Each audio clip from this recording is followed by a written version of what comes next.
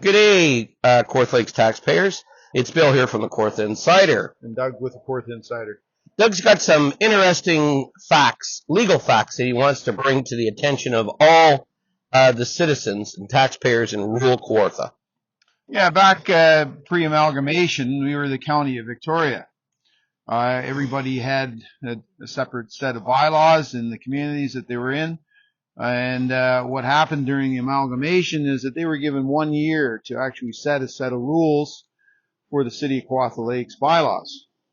Now here is a document stating, okay, that they have a false sense of security and a false sense of the ability for authority. Authority, Doug. Legal authority they don't even have. Yeah. They think they do. They think they have the right to, with this jurisdiction, this note here, that they have the right to go around with bylaws and control people. They don't. No. Now let's just clarify it for the viewers. This document was signed by the province and by the county of Victoria. At that time would have been the mayor of Lindsay and all the reeves. There were 16 townships within the county of Victoria. So what happened was they moved from a two-tier government into a single-tier government back in 2000. Well, upon doing that, they had some legal requirements in completing this transition. First off, they had to eliminate townships that we're still operating under today, 23 years later. They had to, and all the bylaws are all different in every one of the townships. So what they had to do in this agreement, it states out very clearly, the government gave them 1 year to simplify all the zonings, the bylaws, the usages, clear across all rural, now the new city of Kawartha Lakes. Jesus, Doug, they forgot to do it. Yeah.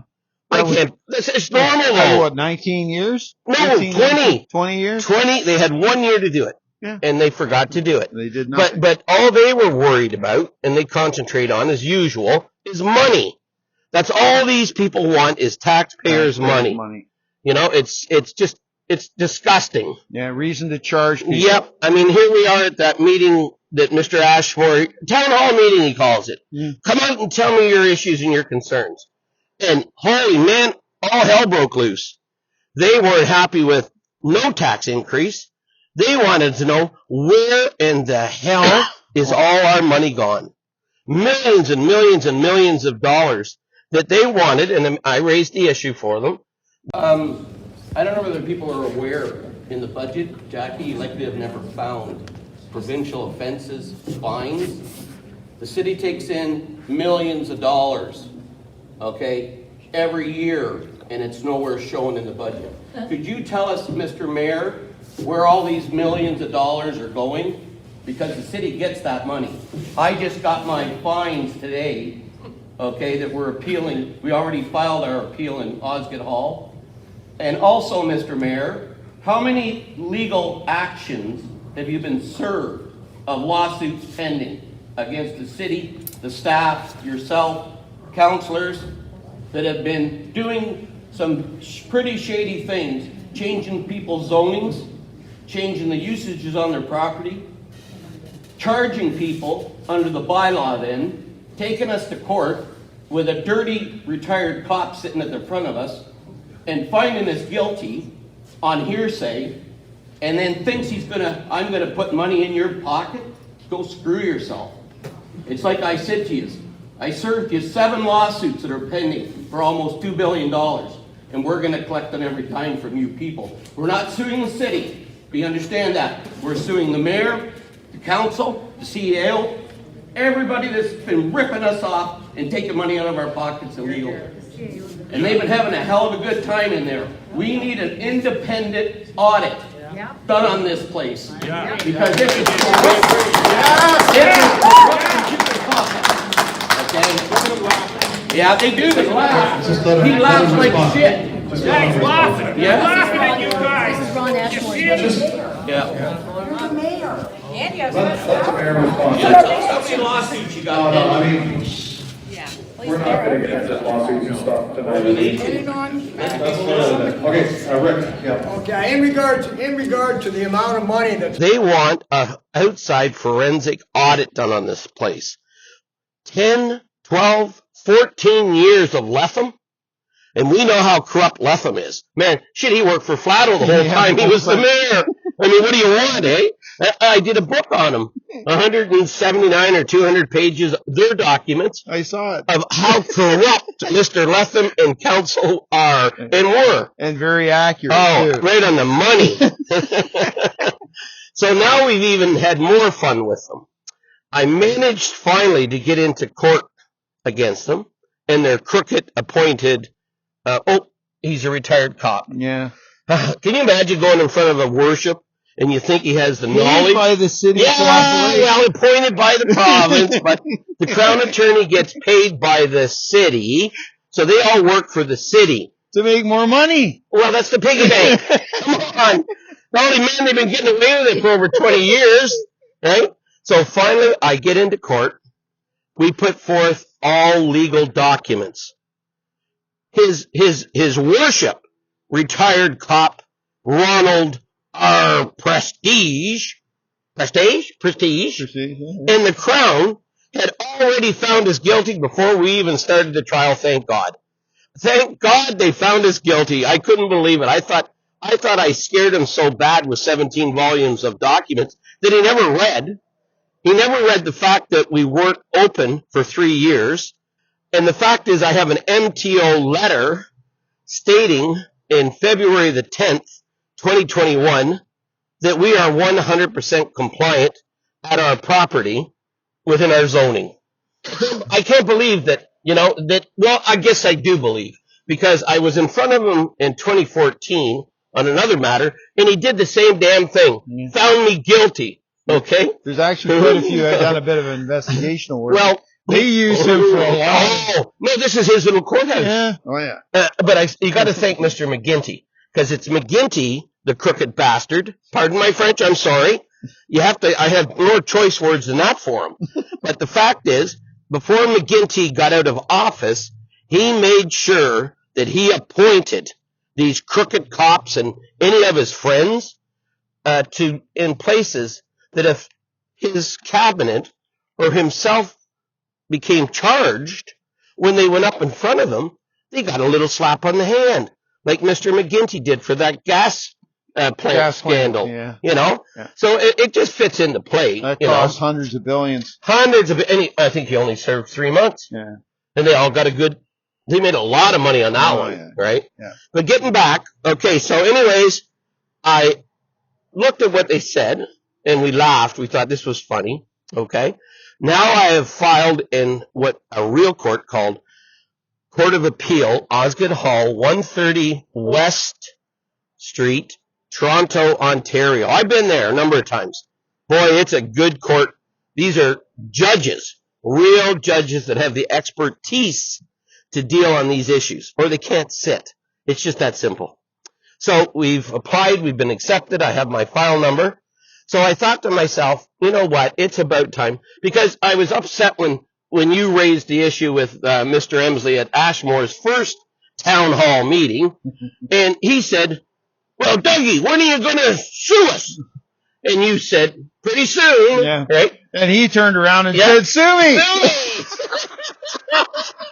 And then you know what was funnier?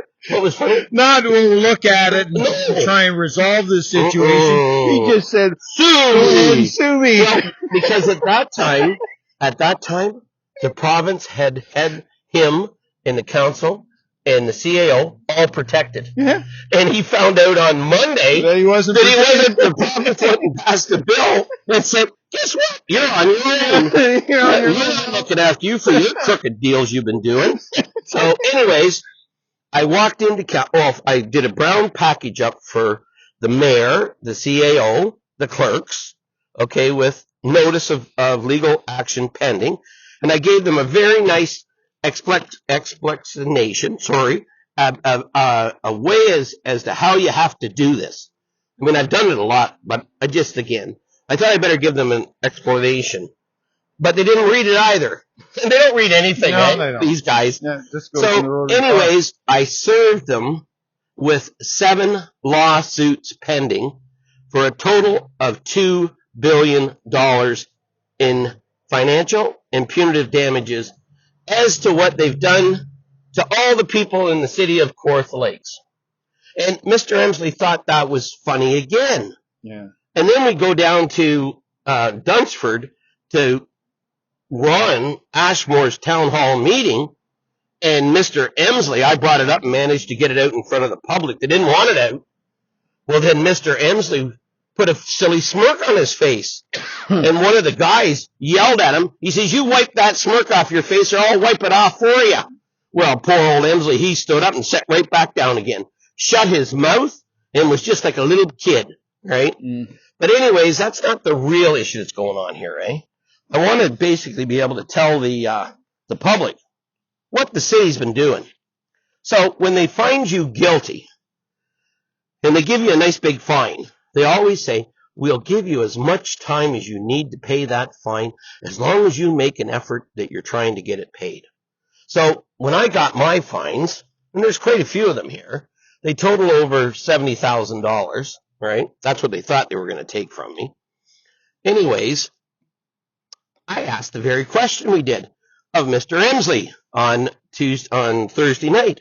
Where's all the millions and millions and millions of dollars that the city has taken in from that provincial government courthouse that we call Hazard County, right? Because it's just like everything that's done here. It's all corrupt and crooked.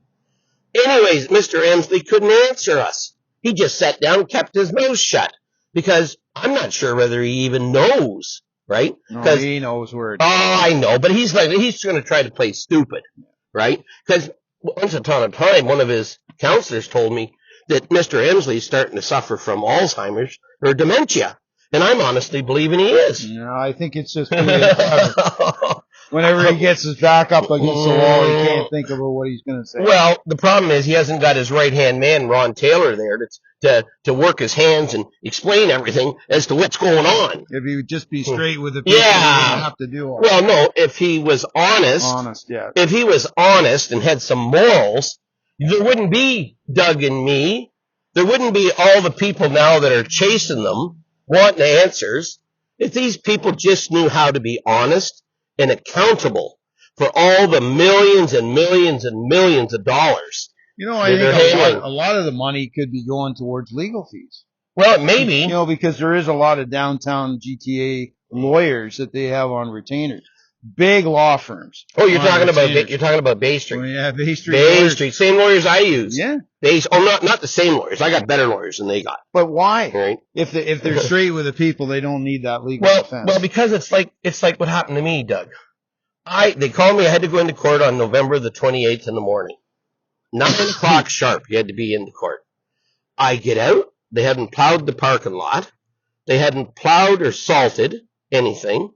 And I'm walking up the parking lot with the law clerk that's in the courthouse. And my wife and my employee and Kelly are watching us come up because I dropped them off ahead of time at the doors. All of a sudden, my feet went out from underneath me because there's glare ice, and I did a nose plant. So holy crap, everybody would have said, did he die? Hopefully, right? So what happened next was, right, I had to get a hold of an injury lawyer, right? Oh, where is that? Oh, here it is. Sorry, people. Here it is. Presler Law Firm. Okay? And I gave them an explanation of why. Because they're all the time saying that they deliver the best services that money can buy. Right, Doug? that they're out there salting, sanding, Oh, yeah. and they're looking after people's well-being. Right. Well, in my case, they couldn't even salt the piggy bank parking lot. So there's Pressler Law, right? I had to serve the city, because what happens when you serve them pending lawsuit, so everybody understands, you have 2 years then to file that claim against the city. So what Pressler says is, because I had a previous injury caused by the city, that this may be a very expensive bill for the city, and I'm not referring to us, the people. I'm referring to the mayor and the council and the CAO that hired this company, local company, to salt and sand and plow the snow in the city here. Yeah. You know, and that guy's he started out with old junk trucks. Yeah. Now he's got all brand new trucks. Wonder why. Yeah, and you see them all over. There's only 2 of them, eh? That seem to get all these contracts, and they're canceling contracts on other people that gave really. That's what come out of the meeting there at Thurstonia, that they were really upset that they went and canceled the private contractor that has done an excellent job. Everybody was happy, and now the city went out and bought brand new trucks and hiring more people, and they've tore the grass up and they've not salted. They don't get there. No. You know, but again, all I can say is that there's a lot of legal actions pending against the mayor, Doug Emsley, against the deputy mayor, Tracy Richardson, against Emmett Yeo, against Pat Warren, against Eric Smeaton, against Mike Perry, against Dan Joyce, against Charlie McDonald, and especially our good friend, Mr. Ron Ashmore. Yeah. And then we've got the CAO, Ron Taylor, making $220,000, and he doesn't talk with his mouth. He's a hand puppet, Oh, yeah. right? He just talks with his hands and thinks that he knows what he's doing. Everybody thinks he's, I guess, next to God. He's godly. He's a spin doctor. Yeah, he can spin words like you've never seen, right? And then we got 3 clerks, and I keep wondering, what do we got 3 clerks for? Can't one clerk do the job? Right? But anyways. Used to. I mean, here we are with 1,400 employees, and now in the budget they want to hire more. They've increased our taxes overall. On average, it's 4%. Mine are going to go up 26% because I have 3 zonings on mine: commercial, residential, and manufacturing, right? Farmers are going to get hit hard. Oh, yeah. I mean, it's bad enough, the farmers, Doug? The cost of input costs, the cost of everything, and what the commodity prices are, they're going nowhere. Yeah. They're just spinning their wheels. Yeah. It's like business. They say that in Canada, that the consumer debt is the highest it's ever been in history. And these people, these great people here at City Hall, they're going to raise their own wages 2%. 2%. Can you imagine? They put a budget on us that we can't afford and don't need, and then they're going to turn around and raise their salaries 2%. Now, that really tells you a lot, doesn't it? They're only here for one purpose, Doug? Yeah, money. Money, greed, and power. It's like you got to ask yourself, how does all these GTA mob developers come in here and just do whatever they want, and yet our local developers can't get permits, can't build, all kinds of excuses, but the GTA boys, with all their dirty mob money, I don't know, how many brown bags would they pass out at Christmas time? Gotta be. The reason, like, we were to some meetings in the spring there. Developers were asking to proceed on with, and some of them had the ability and the zoning and the whole bit to do that. Infrastructure actually in the ground. And they've been allocated it. Allocated to do it. And of course, who gets the jurisdiction? Mr. Flatto and Tribute Homes. And all those condominium builders up there in Fenland, in Dougie's own backyard. Yeah. I wonder now whether he's going to get a condo or whether he's going to move up and get a free house. I think he's just going to get money. I think, you know what? I honestly think when we're all done with him, Doug, and the group of us now, I think they're all going to be wearing orange jumpsuits. You know what? You know what? I really think so. Something about cash that's not traceable. No, but the problem is they're not smart enough. They're not smart enough they leave a paper trail. And the problem is when you get them into court and you get to examine their assets and how they got those assets, where'd that money come from? And how'd you get that money? And here's all these ones that are on council. Every one of them took public money from developers, from private individuals that paid for their campaigns. During their election last year. And it's like what I said, we haven't told you the whole story yet. We filed in the Ontario Human Rights Tribunal, and we have a file number there. And we're pulling them all in there first because they violated our human rights. They violated our Bill of Rights. They violated our charter rights. They've damn near violated every right that we have. Yeah. And more. Yeah. Right? Yep. So we figure if you know anything about the law, you take them first into a tribunal, and we'll win there. Well, then it's an easy win in court. So we've put them on notice, right, Doug? Mm-hmm. That there's some more pending lawsuits coming for their actions, illegal actions under the Municipal Act. They don't even have the authority under the Municipal Act, if they understood and read it in court, to even issue permits. Their role in the Municipal Act says clearly they can issue permits for signs, signs, and fences. I can't believe they don't understand this, eh? They've been just doing whatever, and everybody's just accepted it, right? Any comments from our reporter that's covering this for us? Not a bit. All right. All I can say is, Doug, I want to wish everybody a Merry, Merry Christmas. It's Merry Christmas and a happy, healthy New Year. And what we've done, we served them, the council, the CAO, and the clerks, and some other great people here in City Hall, that we're giving them the option, that they'd better vacate City Hall on January the 1st, 2024, or we will start filing statements of claims against them for, like we said, billions and millions and hundreds of thousands of dollars in damages. So for Bill and for Doug, this is the Korth Insider. Thank you. An internal memo was leaked from the Ontario Ministry of Housing last week that was very concerning, showing that land planners, employees of the government in the Ministry of Housing, warned Doug Ford that his action late last year with Bill 23 to force municipal boundary expansions on a whole bunch of different cities in Southern Ontario would actually slow down the construction of new housing. Yet Doug Ford went ahead and did it.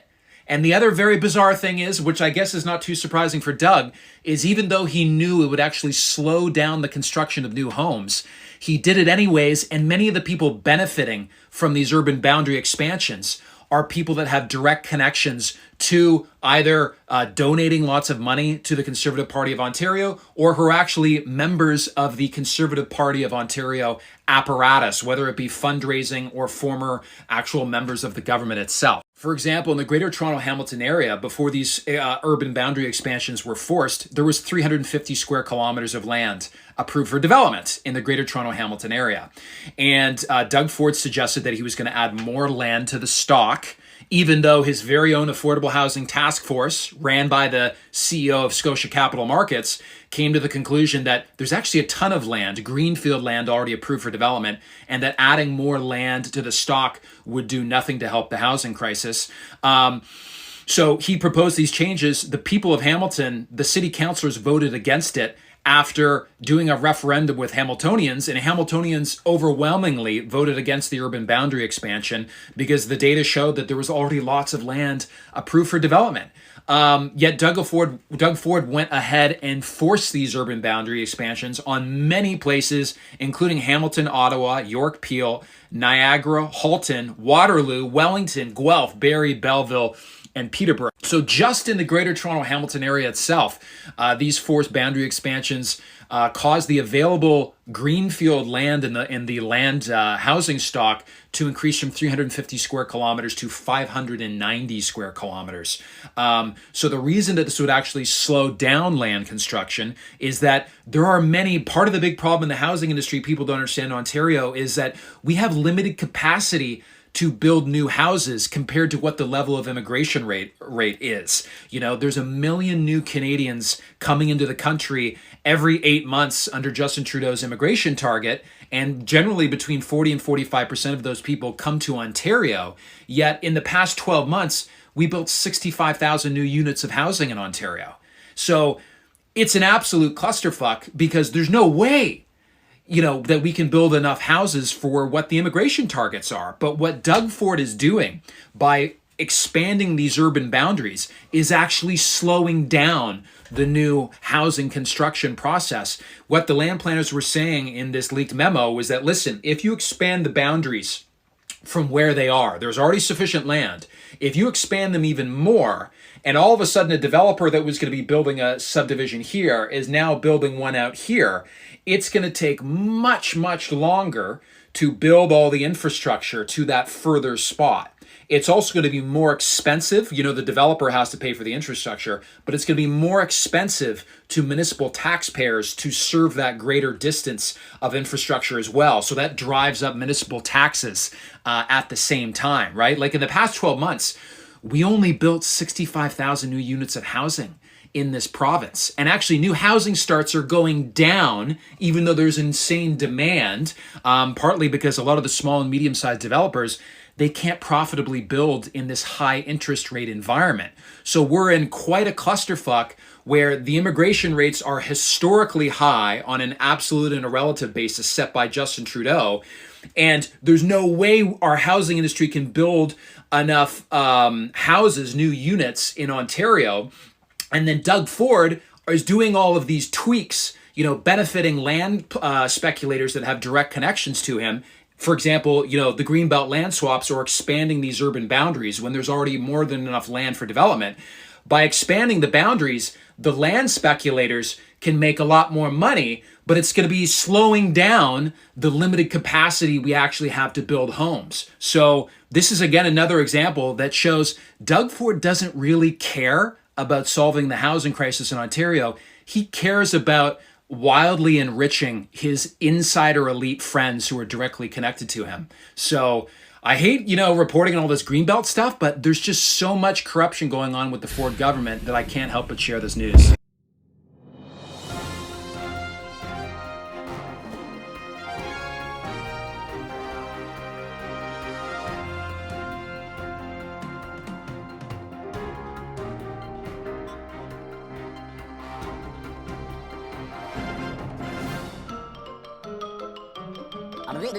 That's all, folks.